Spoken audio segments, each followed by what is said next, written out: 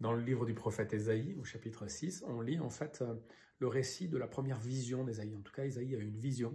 Il voit Dieu, le Seigneur, assis sur son trône, le manteau de l'Éternel qui remplit le temple, les portes du temple qui tremblent, la fumée qui remplit le temple. Il voit la gloire de Dieu. Donc la première leçon de ce passage, Ésaïe 6, c'est que Dieu peut nous appeler et d'une certaine façon nous faire voir sa gloire ou sa puissance. On peut avoir une expérience spirituelle qui fait qu'on voit Dieu. Cela dit, on en parlait avec les enfants du camp Aquarium dont on s'occupe avec mon épouse, on peut dire aujourd'hui qu'on voit peut-être moins, on a moins de vision qu'avant, on n'a pas tous la vision d'Ésaïe. Pourquoi? Parce qu'on a la vision d'Ésaïe, parce qu'on a plein de textes dans les Écritures, dans la Bible, qui nous montrent les visions des prophètes et qu'on a un peu moins besoin d'avoir une vision exceptionnelle. Mais Dieu peut se révéler, Dieu peut nous appeler comme il a fait avec Ésaïe. Il a montré sa gloire et sa sainteté, et la première réaction d'Ésaïe, c'est de dire « Malheur à moi, je suis perdu, car mes lèvres sont impures et je fais partie d'un peuple dont les lèvres sont impures. » Donc la réaction d'Ésaïe, c'est de comprendre que Dieu est saint, qu'il ne supporte pas le mal, qu'il n'y a pas de mal en lui, et que comme lui est plein de péché ou de méchanceté, le péché c'est rater sa cible, c'est pas faire exactement ce que Dieu veut qu'on fasse, eh bien il mérite la mort. Il a conscience en fait de son péché. Alors Dieu envoie un ange qui va lui toucher les lèvres avec un charbon ardent qui est pris sur l'autel, et Dieu peut alors parler à Ésaïe et dire « Qui enverrai-je ? Qui marchera pour moi ?» Ésaïe répond « Moi ». Donc voilà, Dieu peut nous appeler par sa parole, par des amis, par une conviction intérieure, par une vision ou un rêve.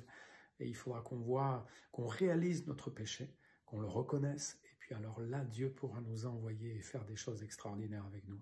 Il me semble vraiment la leçon de ce passage, c'est que Dieu appelle tout le monde. Une première fois pour être sauvé, une deuxième fois pour avoir une mission spécifique pour nous. Il attend quelque chose de précis pour nous, et parfois plusieurs choses précises dans la vie. Mais il faudra que ça passe par une reconnaissance de notre péché. Voilà, Ésaïe devient un prophète extraordinaire parce qu'il a eu conscience de son péché, parce que Dieu est venu vers lui pour le purifier, pour lui dire, voilà, je te purifie, je te considère comme digne parce que tu as reconnu ton péché. Et Ésaïe va aller porter une parole difficile, il aura du courage pour la faire, il tiendra bon, parce qu'il a reconnu son péché, parce que Dieu l'a purifié, et parce qu'il a accepté de répondre à l'appel de Dieu aussi. On peut des fois voir des choses extraordinaires, ressentir des choses extraordinaires, et on ne passe jamais à l'étape suivante, d'entrer dans la mission de Dieu, de devenir pasteur, missionnaire, ou tout simplement de s'engager dans son église, qu'on soit jeune ou moins jeune. Dieu attend ça de nous, pas simplement être émerveillé ou effrayé par la vision qu'il nous donne de lui. On apprend d'ailleurs à connaître Dieu au travers de tout ce que la Bible dit sur Jésus-Christ dans les évangiles, mais aussi qu'on réponde à son appel. Souvent, Dieu demande des choses qu'on aime faire.